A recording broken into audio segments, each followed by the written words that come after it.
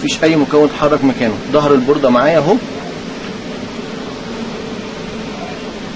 مفيش اي تاثير حرق او سخونه او اي حاجه.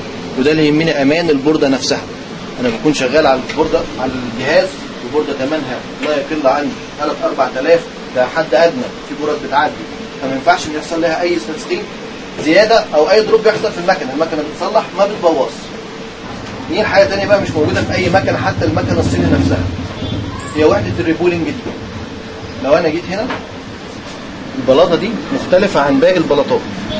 دي بيحصل عليها هيتنج، بتبين لي ان انا اقدر احط التشيب واعمل عليه ريبولينج.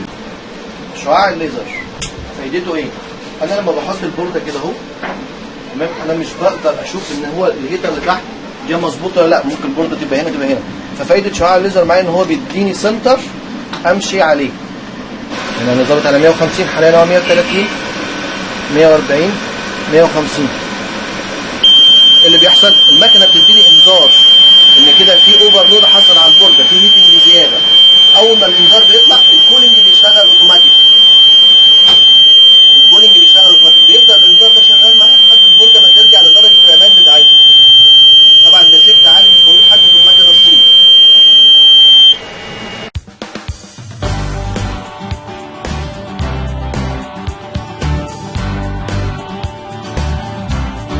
اهلا وسهلا بكم، معاكم مدير كمال مهندس كمبيوتر.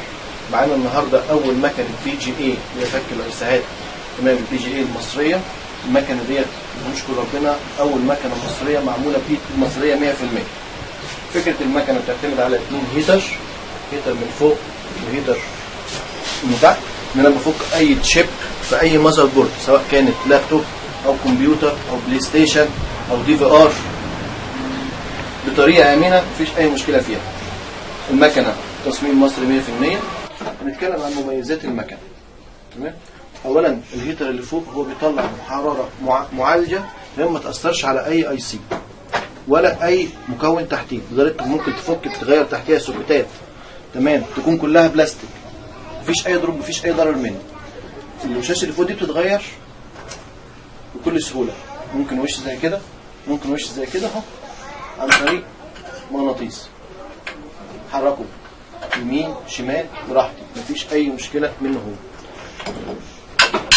ده كده اهو، ادي بقى هنا كده اهو،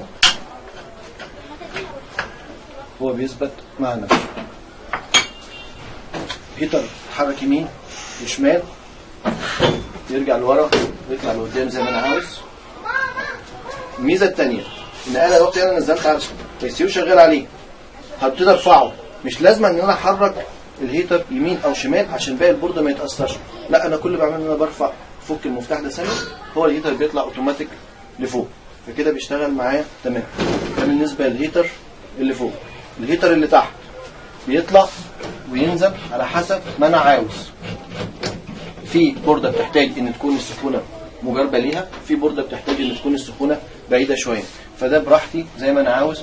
اتحرك من الفقره دي، ادي كده بينزل، ادي كده بيطلع زي ما انا محتاج.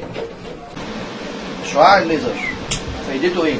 انا لما بحط البورده كده اهو، تمام، انا مش بقدر اشوف ان هو الهيتر اللي تحت دي مظبوطه ولا لا. ممكن البورده تبقى هنا تبقى هنا. ففايده شعاع الليزر معايا ان هو بيديني سنتر امشي عليه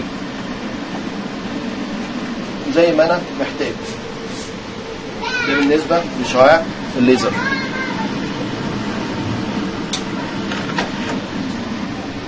دي حاجه ثانيه بقى مش موجوده في اي مكنه، حتى المكنه الصيني نفسها، هي وحده الريبولينج دي. لو انا جيت هنا، البلاطه دي مختلفه عن باقي البلاطات.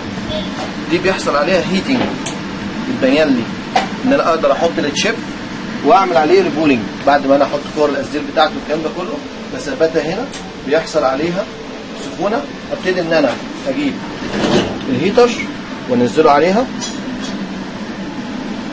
وابتدي ان انا اشتغل بالحراره من فوق بس مش من تحت. تعديلات درجه حرارتها كلها بتنزل نتيجه الكولينج اللي ظهر على الجهاز. دي كانت 38 وصلت معايا لحد 29، بحيث ان البورده تبرد خالص. بعد كده هبتدي ان احنا نشوفها مع بعض. كده انا وجبت الكولينج، ارفع البورده بتاعتي. ادي البورده بتاعتي من تحت. هل حضرتك شايف ان في اي تاثير حصل على البورده؟ مفيش اي تسخين فيها. لو شفناها تحت الميكروسكوب بصوره اوضح، ادي مكان جوه مفيش اي سخون، مفيش اي مكون اتحرك من مكانه.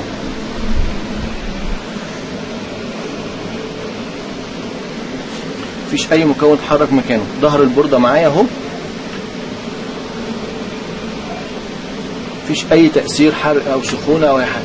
وده اللي يهمني، امان البورده نفسها.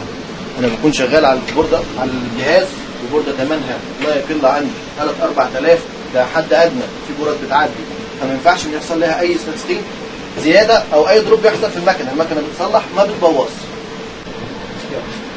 لو انا هنا شفت درجه الحراره هنا هلاقيها 89،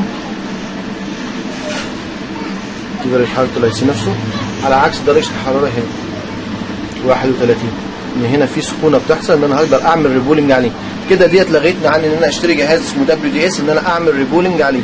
انا بعد ما اعمل ريبولنج واخلص بروح مشغل افصل السخان واشغل الكولينج بحيث ان انا ابرد الاي سي بتاعي. درجه حراره اهو.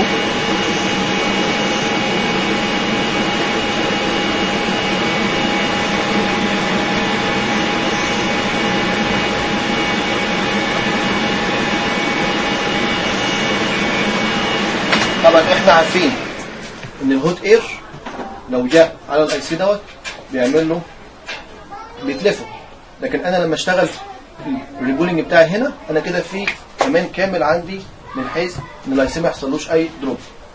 نيجي بعد كده سنسور المعاير. السنسور ده انا بثبته على البورده، لكن بيكون في مكان بعيد عن التسخين نفسه، بحيث ان انا هنا الحراره اللي فوق،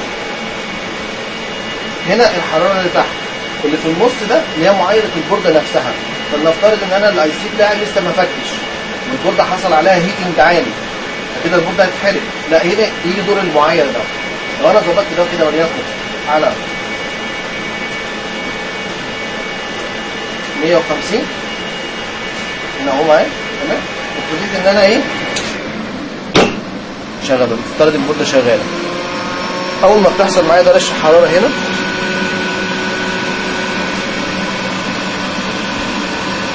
هنا دي بتعلى،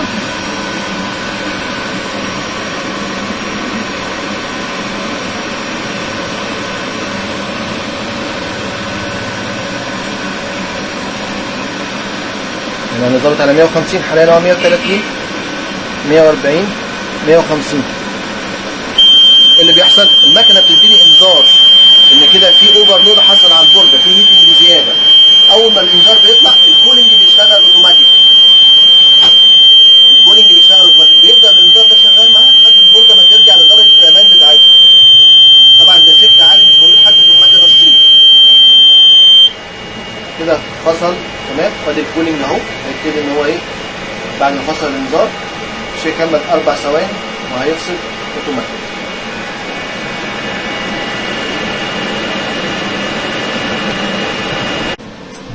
بالنسبه للاضاءه عندي، انا الاضاءه عندي تمام ماجنتيك براحتي، اخليها هنا، اثبتها هنا، اعلي وازود زي ما انا عاوزها هنا كده براحتي. الاضاءه تعلى تنزل.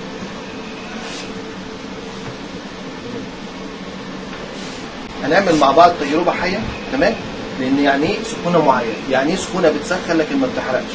هي دي فكره المكنه كلها، تمام. انا معايا كرتونه، في الكرتونه لو اتعرضت لسخونه ايه اللي هيحصل لها؟ هتتحرق. طب هل هتتحرق عندنا في المكنه او يحصل فيها اي تغيير؟ هو ده اللي هنشوفه مع بعض.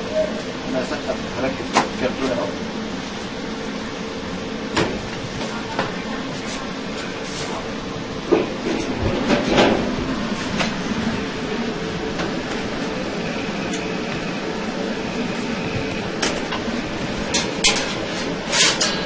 ده سنسور المعايره بتاعي، وهبتدي ان انا اشغل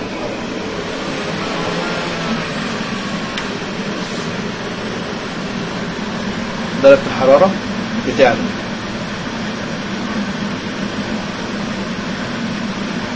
أعلي تاني.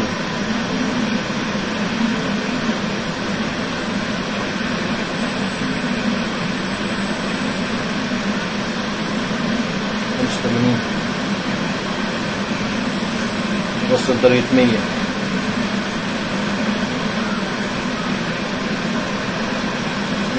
هل في اي تغيير حصل على الكرتونه لحد دلوقتي؟ هنا كده عشان انا الحراره بتاعتي ابتدت تسخن، اشتغل التبريد اوتوماتيك بحيث ان هو يبرد الجهاز البورده عشان ما يحصلهاش تسخين. بس انا اللي يهمني لحد دلوقتي ان الكرتونه نفسها ما حصلهاش اي مشكله.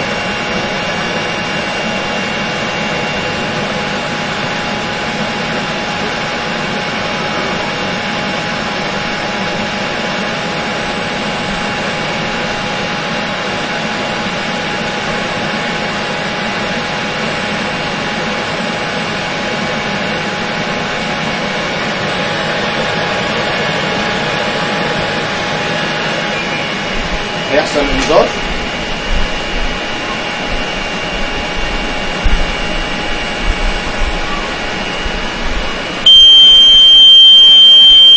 كده في سخونيه. درجه الحراره عندي 238. الكرتونه ما فيهاش اي دروب حاصل فيها. ادي الكرتونه مفيش اي تغيير لا في الخلف ولا في الوش بتاعها.